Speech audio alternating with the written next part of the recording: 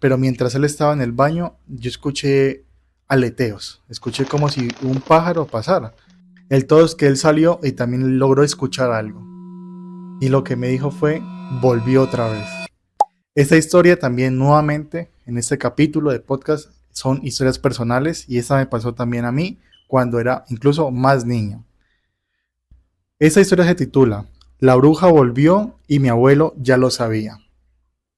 Esto se remonta ya al 2010 cuando yo vivía con mis abuelos. En ese momento yo vivía con mis abuelos porque mi mamá por trabajo, digamos, no podía vivir conmigo. ¿Sí? Ella mantenía viajando a muchas partes, entonces por darme un poco de estabilidad yo me quedé con mis abuelos. Algo que me parece curioso es que mi abuelo era muy callado.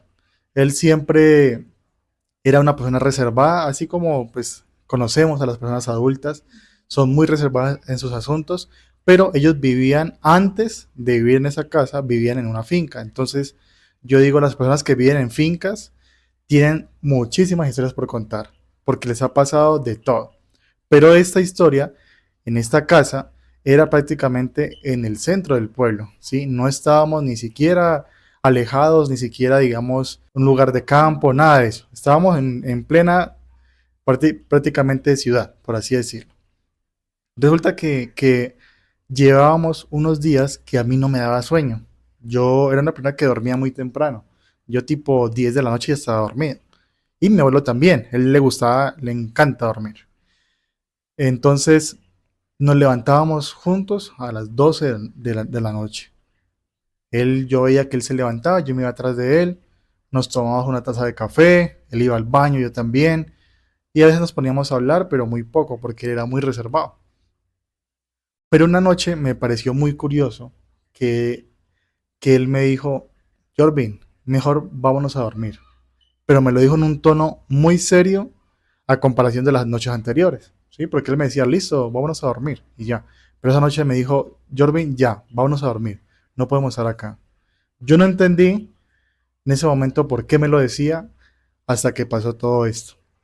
Resulta que pasaron unos días y nuevamente yo me levanté con él a medianoche, él fue al baño yo también, pero mientras él estaba en el baño yo escuché aleteos, escuché como si un pájaro pasara, pero eso no era muy común en esa parte del pueblo, ¿sí? En esa parte porque estábamos muy central y tampoco era común a esa hora, ¿sí? Pueden haber pájaros, ¿sí? Es normal, pueden haber pájaros, pero es muy raro, a esa hora es muy raro. Entonces yo dije, bueno, me lo imaginé o no sé, de pronto algún pájaro le cogió la tarde, quién sabe, ¿cierto? Pero el todo es que él salió y también logró escuchar algo. Y lo que me dijo fue, volvió otra vez. Yo realmente quedé más confundido que antes. Si antes me confundió con el que debemos ya irnos a dormir, ahora con el que volvió otra vez, me confundió total. Entonces yo le pregunté, ¿volvió qué? Dijo otra vez, me dijo en tono serio, ya es momento de irnos a dormir. Vámonos ya. Entonces nos fuimos a dormir. Pero me quedó sonando. Le pregunté a mi abuela y ya no me supo dar respuesta porque como les cuento otra vez, él era muy reservado en sus cosas. Y una noche él también se levantó y yo me levanté ya por pura curiosidad. Ya ni siquiera era el sueño, era por pura curiosidad. Me levanté, él estaba parado, él ni siquiera fue al baño porque lo primero que hacía era ir al baño. Pero él estaba parado mirando al cielo. Y yo le dije, abuelo, ¿qué estás mirando? Y no me respondió. Y me dijo, "Shh, espera un momento. Shh". Y entonces nos quedamos en silencio. Yo ya estaba asustado. Yo tenía que como 10 años, yo estaba asustadísimo. Y él me dijo, ¿lo escuchas? Y yo le decía, no, no escucho nada. Cuando después de decir eso escuché como un aleteo. Un aleteo era muy, muy tenue, pero en ese momento algo, por primera vez que yo lo vi, algo pasó por encima de la casa volando.